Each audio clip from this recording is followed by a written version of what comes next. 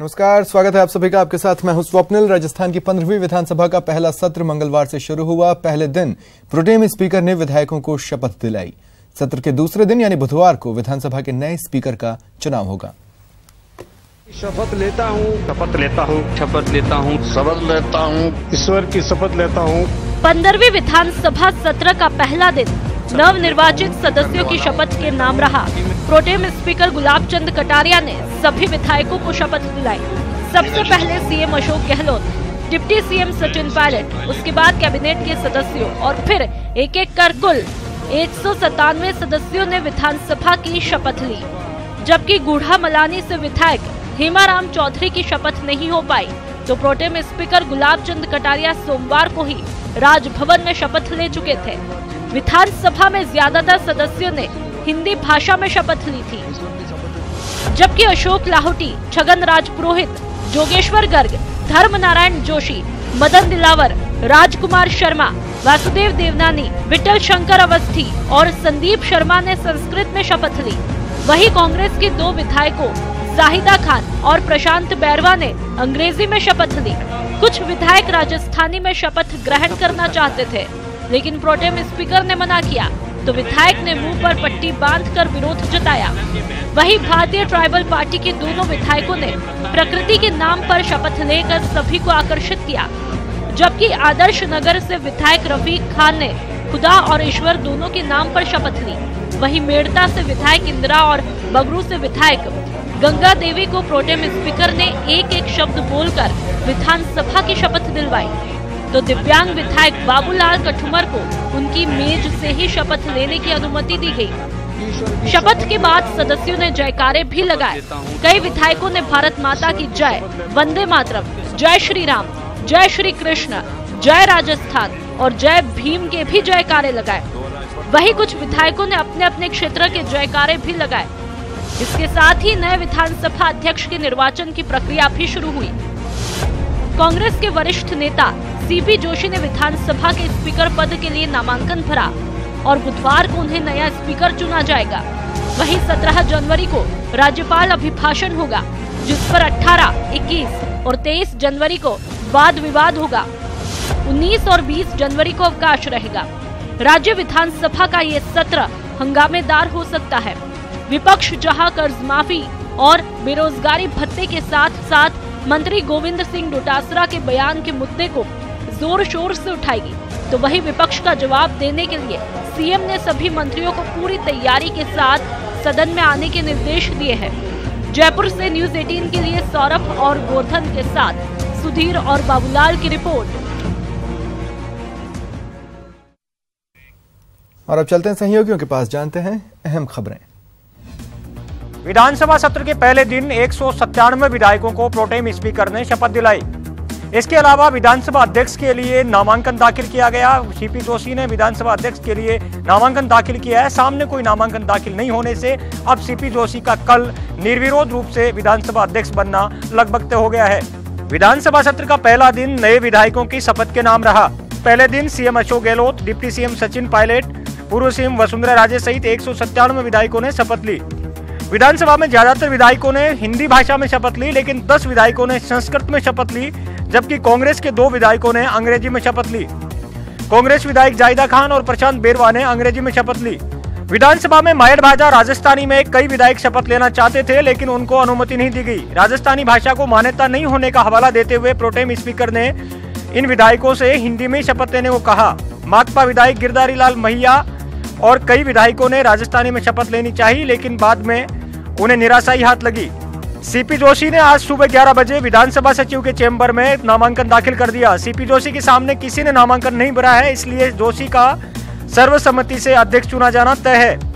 CP Joshi बुधवार को अध्यक्ष पद संभालेंगे। बुधवार को विधानसभा की कार्रवाई शुरू होने के बाद अध्यक्ष के निर्वाचन की प्रक्रिया पूरी होगी और इसके बाद जोशी सदन में अध्यक्ष का पद संभालेंगे। जम्मू कश्मीर में आतंकवादियों से लोहा लेते हुए वीरगति को प्राप्त हुए सीकर जिले के शहीद महेश मीणा का आज नहीं हो सका अंतिम संस्कार।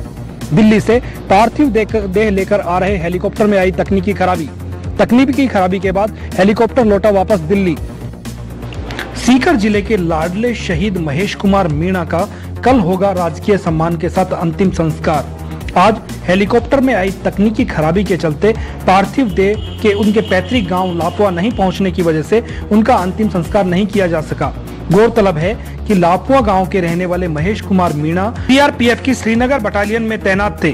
5 जनवरी को पुलवामा जिले के त्राल के अरिपाल क्षेत्र में एक घर में उन्हें आतंकवादियों के छिपे होने की सूचना मिली थी, जिस पर सीआरपीएफ के जवानों ने मकान को घेर लिया था।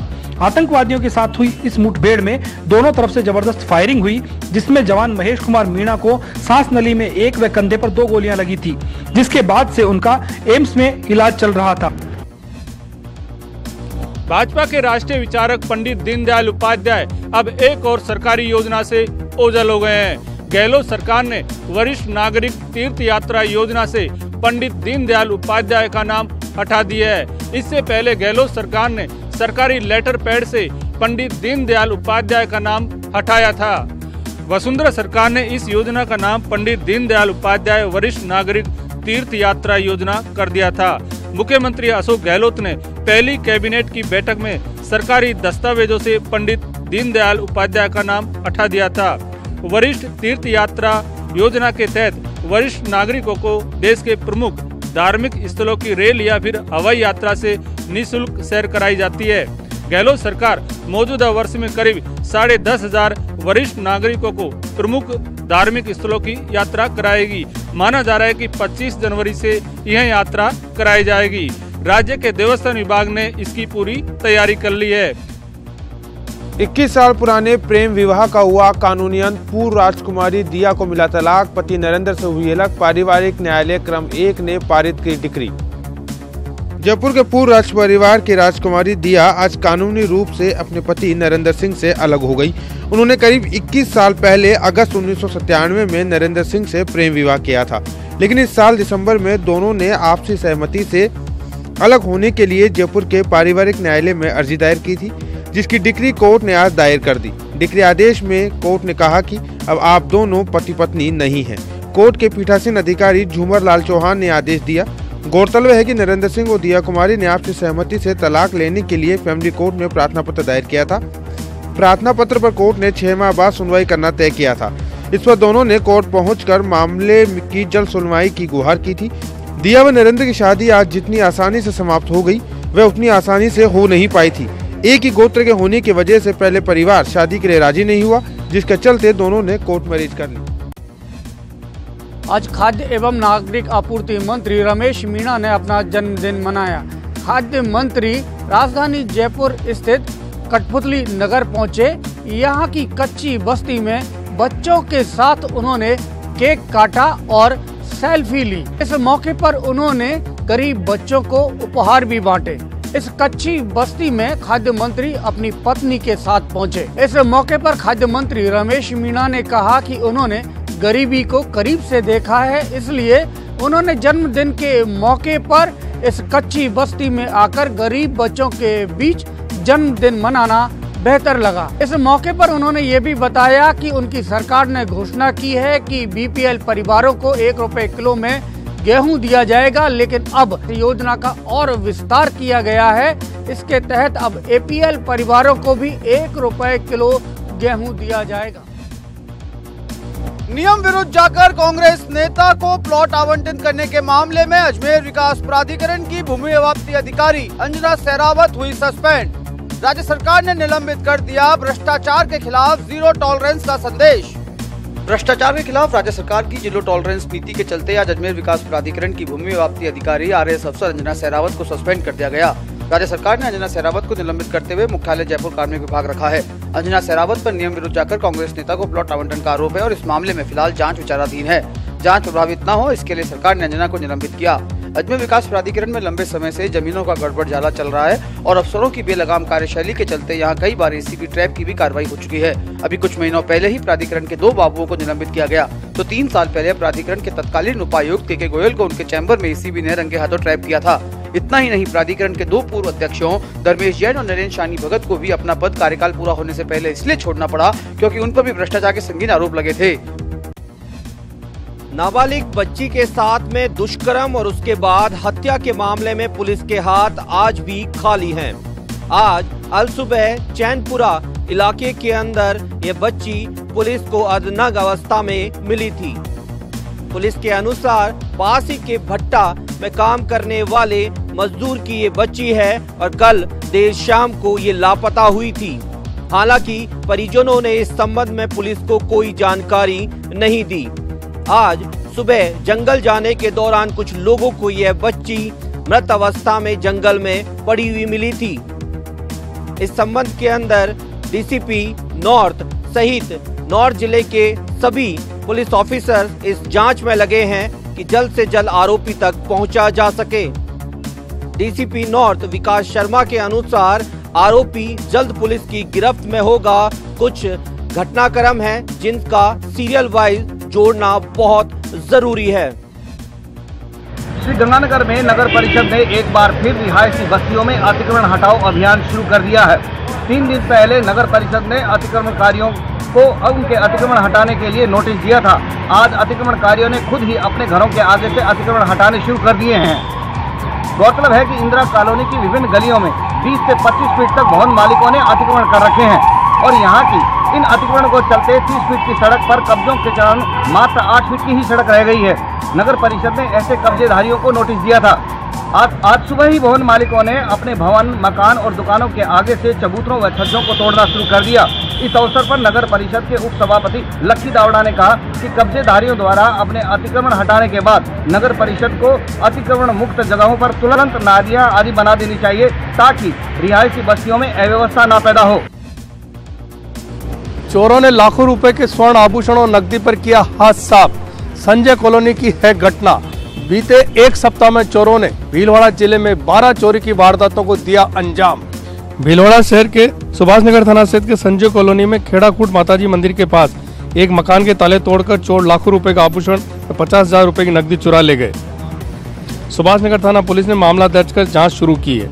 शहर में पिछले एक सप्ताह के भीतर बदमाशों ने पुलिस को खुली चुनौती देते हुए एसपी ऑफिस के पास बैंक में सेंध लगाई। इसके बाद उन्होंने एक के बाद एक शहर में 1 दर्जन से अधिक चोरों की वारदातों को अंजाम दिया। संजय कॉलोनी निवासी सोनी देवी ने कहा कि हम रात को रिश्तेदार की शादी में गए थे। इसी बीच चोरों ने घुसकर 4 तोला सोना, आधा किलो चांदी के साथ ही 50,000 रुपए की नकदी चुरा ली। वहीं सुभाषनगर थाना क्षेत्र के आरपीएस प्रशिक्षु अधिकारी हिम्मत ने कहा कि हम पूरा प्रयास कर रहे हैं कि अपराध को रोका जाए, लेकिन संसाधनों की कमी के कारण हमारी भी कुछ मजबूरियां हैं। राजसमंद में भीम थाना क्षेत्र के बड़ों की रेल गांव में युवक की सिर काटकर हत्या कर देने के मामले में आखिर 3 दिन बाद आपसी समझाइश से मामला शांत हुआ। परिजनों ने थाने के बाहर दिया धरना समाप्त किया और शव का पोस्टमार्टम कराकर अंतिम संस्कार कर दिया। दरअसल रविवार को बड़ों की रेल गांव में आमनेर निवासी लक्ष्मण सिंह की तलवार के वार से सिर को धड़ से अलग कर हत्या कर दी गई थी और उसके शव को सड़क किनारे फेंक दिया गया था। पुलिस की तफ्तीश में मानसिक विक्षिप्त द्वारा हत्या करने की बात सामने आई। इस पर पुलिस ने आरोपी को गिरफ्तार किया और अन्य 5 संदिग्धों को भी हिरासत में लेकर पूछताछ शुरू कर दी।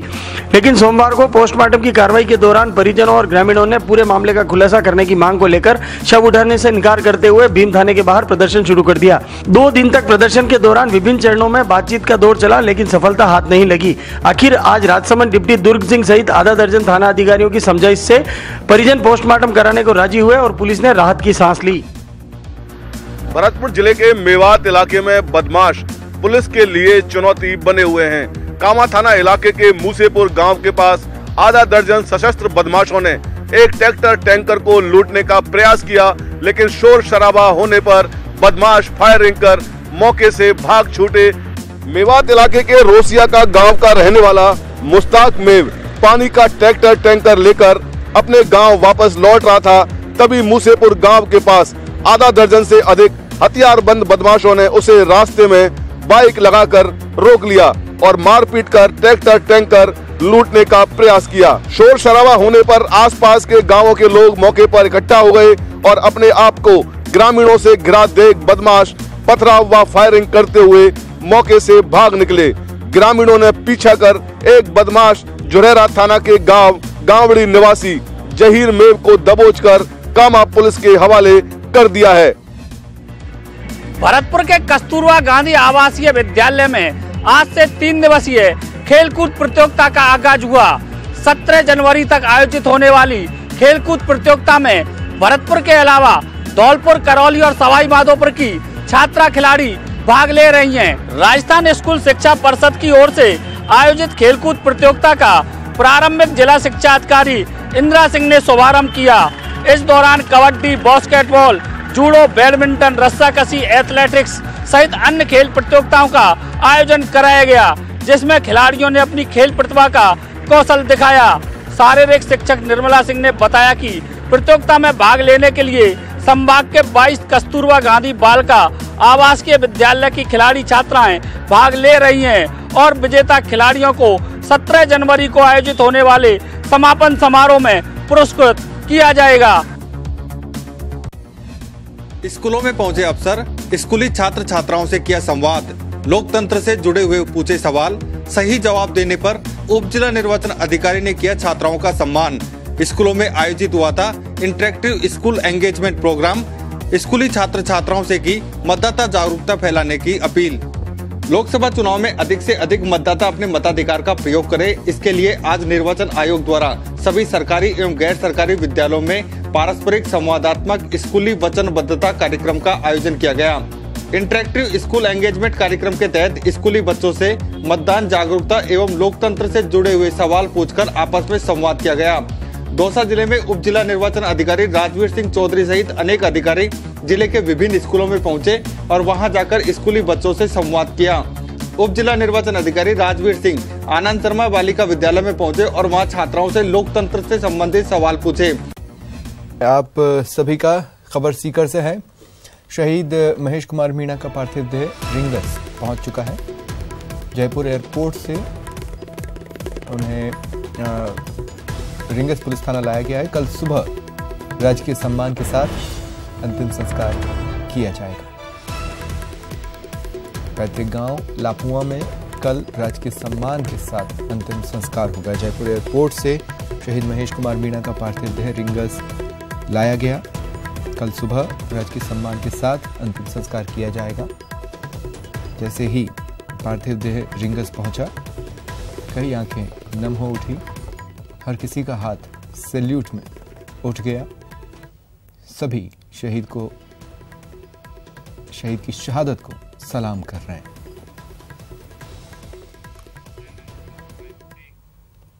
और चलिए फिर चलते हैं सहयोगियों के पास, जानते हैं अहम खबरें।